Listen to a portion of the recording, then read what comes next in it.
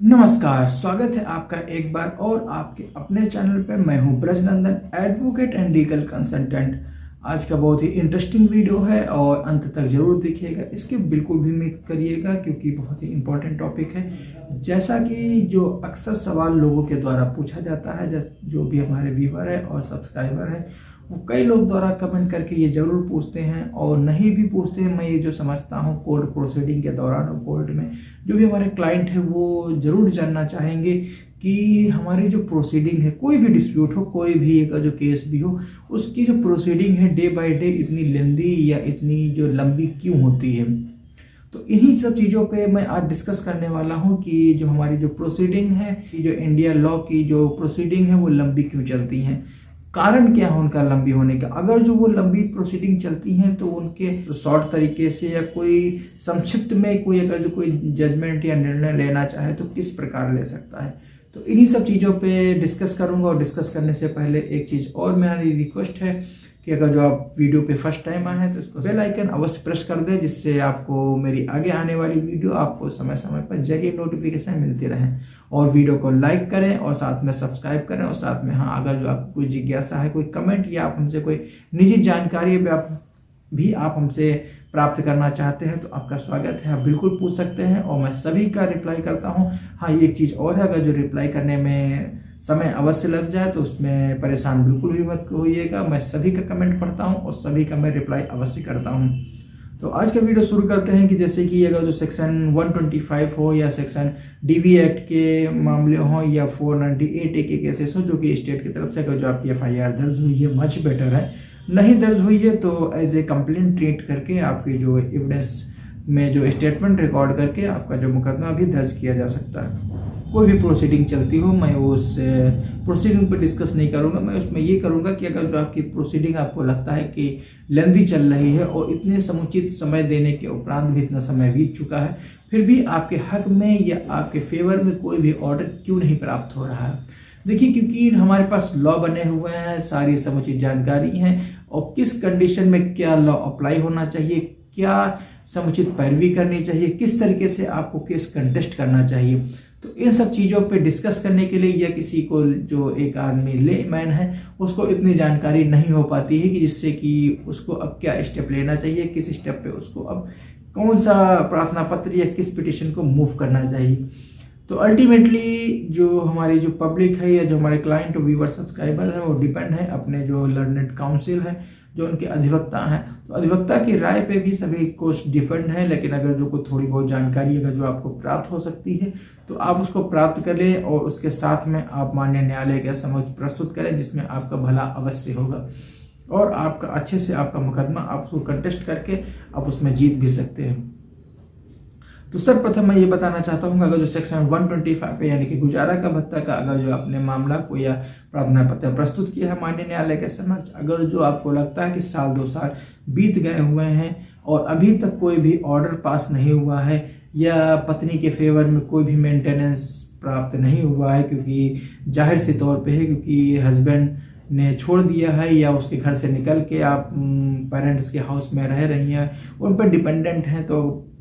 अब क्योंकि पेरेंट्स भी ये सोचते हैं कि हमने इसकी शादी कर दी थी और एक जो जिम्मेदारी जो रिस्पॉन्सिबिलिटी उससे हम फ्री हो गए हैं, लेकिन अब किसी और जो बच्चे हैं उनकी तरफ उनको ध्यान देने की आवश्यकता है। लेकिन इन्हीं तथ्यों पर विचार करते हुए एक चीज़ और मामले में निकल के सामने आती है कि आज हमारे जैसा कि व्यूअर ने एक पूछा कि 498A का जो केस का जो FIR दर्ज की हुई है उसमें चार्जशीट भी आ चुकी है, उसके बाद भी 2 साल तक व्यतीत हो गए हैं, लेकिन अभी तक उसमें जो हस्बैंड है या जिनके खिलाफ उसने FIR दर्ज कराई थी वो आज तक अभी भी कोर्ट में अपीयर नहीं हुए हैं। तो इसका पीछे रीज़न क्या है? अगर जो रीज़न ये निकल के आता है कि समुचित ढंग से आपने उसकी पैरवी नहीं की, आपने उसको सही तरीके से अडॉप्ट नहीं किया, आपने FIR दर्ज करा दी, चार्जशीट लगा दी, आपको ये लगता है यहीं से आपका काम समाप्त हो गया। ऐसा नहीं है, क्योंकि एक पेड़ पौधे के हिसाब से जैसे कि हम उसको पेड़ को लगाते हैं, उसको समय समय पर उसका खाद पानी और उसको मेंटेन करते रहते हैं जब तक कि वो बड़ा हो जाए, और बड़ा होने के उपरांत भी हम उसको मेंटेन करते हैं। सिमिलरली सेम केस वैसा भी है, क्योंकि आपने FIR दर्ज करा दी है, आपने बयान दे दिए हैं IU को जो विवेचना अधिकारी है, उसके बाद उसने चार्जशीट फाइल कर दी माननीय न्यायालय के समक्ष। तो यहाँ से आपका जो काम है वो समाप्त नहीं होता है। इसके बाद भी आपको वॉच करना है और वॉच करने के साथ साथ आपको ये भी पैरवी पे भी ध्यान देना है कि डे बाय डे जो प्रोसीडिंग हो रही है, जो आपकी जो तारीख नियत हो रही है उस तारीख पे क्या काम हो रहा है, जो अगले आने वाली जो डेट है, जो डेट फिक्स की गई है माननीय न्यायालय के द्वारा, वो किस लिए फिक्स की गई है, उस अगली जो डेट जो फिक्स है उस पर क्या होना है, किस लिए कोर्ट ने कहा है कि अगली डेट पे हम क्या करेंगे। ये सारी बातें अगर जो आप ध्यान में रखते हैं और इस पे आप अगर जो सही तरीके से आप उस पर काम करेंगे तो आपका जो केस है वो जल्दी ही कुछ ना कुछ रिजल्ट अवश्य देता है। अब बात करते हैं फिर भी अगर सारे तथ्य होने के उपरांत भी सारी प्रोसीडिंग आपने सही से फॉलो की है और डे बाय डे आपने रूटीन भी चेक किया है, लेकिन फिर भी 2-3 साल बीत चुके हैं, फिर भी आपको जो रेमेडी है, आपके जो ऑर्डर नहीं हो पा रहे हैं क्योंकि जुडिशरी पे बर्डन ऑफ द वर्क, क्योंकि मुकदमों का बहुत ज़्यादा है, लेकिन इन्हीं सिस्टम से, इन्हीं सारी परिस्थितियों को में ध्यान में रखते हुए भी जो विक्टिमाइजेशन है, जो विक्टिम जो भुक्तभोगी है, उसको भी जस्टिस मिलना भी आवश्यक है। तो इसी आधार पे हमारा जो भारतीय संविधान उसका अनुच्छेद 227 227 कॉन्स्टिट्यूशन ऑफ द इंडिया में प्रोविजन है, जिसमें अगर जो आपको ये लगता है कि उसमें आप जो रिट फाइल करते हैं वो आप हाई कोर्ट में मूव करिए, उसके साथ में आपके जो ग्राउंड है जो मेंशन किए हैं आपने कि आपको ये लगता है कि हमने ये भी कर लिया है, चार्जशीट फाइल हो गई है, FIR दर्ज होने के उपरांत और आईओ ने बयान भी लिए थे, चार्जशीट माननीय न्यायालय के समक्ष उपस्थित हो चुकी है और उसके साथ माननीय न्यायालय द्वारा संज्ञान भी लिया जा चुका है, लेकिन फिर भी अगर जो अभी तक कोई भी सम्मन या बेलेबल वारंट या नॉन बेलेबल वारंट जो अभियुक्त गण है 498A के केसेस में, तो इस स्थिति में आप माननीय जो उच्च न्यायालय है वहां आप 227 में आप रिट पिटीशन मूव कर सकते हैं, जिसमें के आधार पर अगर जो माननीय न्यायालय आपके तथ्य और आपके जो ग्राउंड को सही पाते हुए आपके फेवर में ऑर्डर पास कर देगी। अब क्वेश्चन ये अराइज होता है कि जो माननीय न्यायालय है वो आपके फेवर में क्या ऑर्डर पास करेगी, तो उसमें ये समुचित एक चीज ये भी देखने को मिलती है कि जो माननीय न्यायालय है वो समुचित ढंग से एक डायरेक्शन दे देती है अपनी निचली अदालत को, जो उनके सबऑर्डिनेट कोर्ट हैं। जो माननीय उच्च न्यायालय है वो सबऑर्डिनेट कोर्ट जो उनके अधीनस्थ न्यायालय है उनको ये डायरेक्शन देती है कि सच एंड सच पीरियड में 2 महीने 3 महीने में इस मुकदमे का डिस्पोजल करें। तो जो निचली अदालत है, क्योंकि ट्रायल आपका वहीं चलेगा, उसके साथ में जो माननीय न्यायालय है उसमें उसको जैसे कि जो 1 महीने की जो डेट लगा रही है उसको दूसरे दिन या तीसरे दिन या 1 हफ्ते का अंतराल पे उसको डेट लगा के उसको जल्दी से जल्दी आपके मुकदमे को निस्तारण कर दी। तो सर्वप्रथम ये है कि अगर जो मेरा कहने का तात्पर्य ये है कि अगर जो आपका कोई केस है, चाहे वो 498A का केसेस हो या सेक्शन 125 का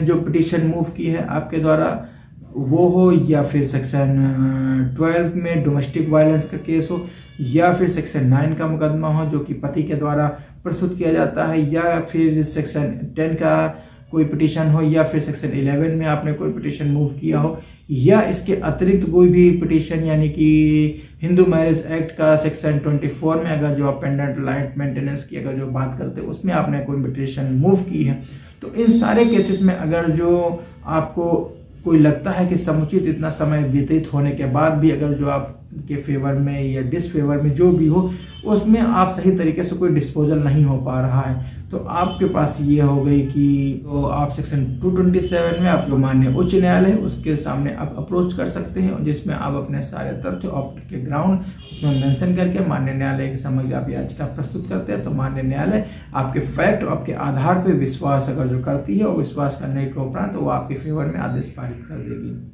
और अब प्रश्न ये उठता है कि जो माननीय न्यायालय है उसने किस आधार पे आपकी पिटीशन को इंटरटेन करेगी, कंडीशन क्या होंगी, किस परिस्थिति में आप माननीय उच्च न्यायालय के सामने याचिका प्रस्तुत करेंगे, क्योंकि ये जरूरी नहीं है आप जो भी वाद है सारे वाद अगर जो माननीय उच्च न्यायालय के सामने पहुंच जाएंगे तो उस स्थिति में माननीय उच्च न्यायालय के सामने जो बर्डन ऑफ द वर्क हो जाएगा, क्योंकि मुकदमों का वाद की जो स्थिति है वो पेंडेंसी इतनी ज़्यादा है, वैसे ही ये चिंता का विषय बना हुआ है। लेकिन इसके साथ में अगर जो सारे वाद भी फिर से अगर जो उच्च न्यायालय पहुंच जाएंगे तो फिर सबऑर्डिनेट जो कोर्ट है वो क्या करेंगे। तो इसमें ध्यान देने वाली बात जो बहुत ही इम्पोर्टेंट फैक्ट ये है कि अगर जो आपको ध्यान देना ये है कि जो भी वाद है चाहे वो सेक्शन 125 का हो या केसेस कोई जो स्टेट की तरफ से जिसमें एफआईआर दर्ज हुई है, 498A के केसेस हो, या सेक्शन 12 में डीवी एक्ट हो, या सेक्शन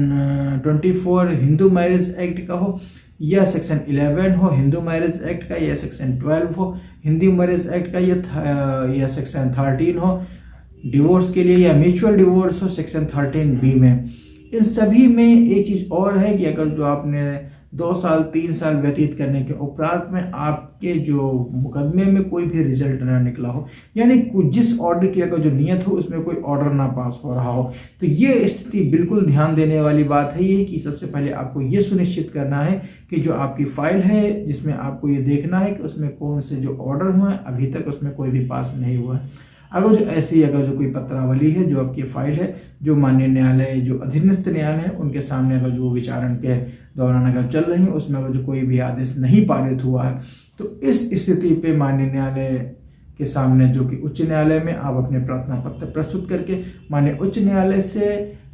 लोअर कोर्ट के लिए आप उसमें डायरेक्शन प्राप्त कर सकते हैं, और आपके कारण और आपके जो तथ्य हैं उस पर विश्वास करते हुए माननीय जो उच्च न्यायालय है अपने अधीनस्थ न्यायालय को ये डायरेक्शन देती है कि सच जो फाइल है उसके सच जो ग्राउंड है और सो एंड सो पीरियड के अंदर या विद इन टाइम में इसका डिस्पोजल करें। डिस्पोजल जो भी करना हो वो आपके तथ्य पे आधारित होगा। तो इस आधार पे आप माननीय उच्च न्यायालय के सामने प्रार्थना पत्र प्रस्तुत करके आप वहां से आप डायरेक्शन प्राप्त कर सकते हैं, जिसके आधार पे जो अधीनस्थ न्यायालय है वो उच्च न्यायालय के जो आदेश है उनका अनुसरण अवश्य करती है।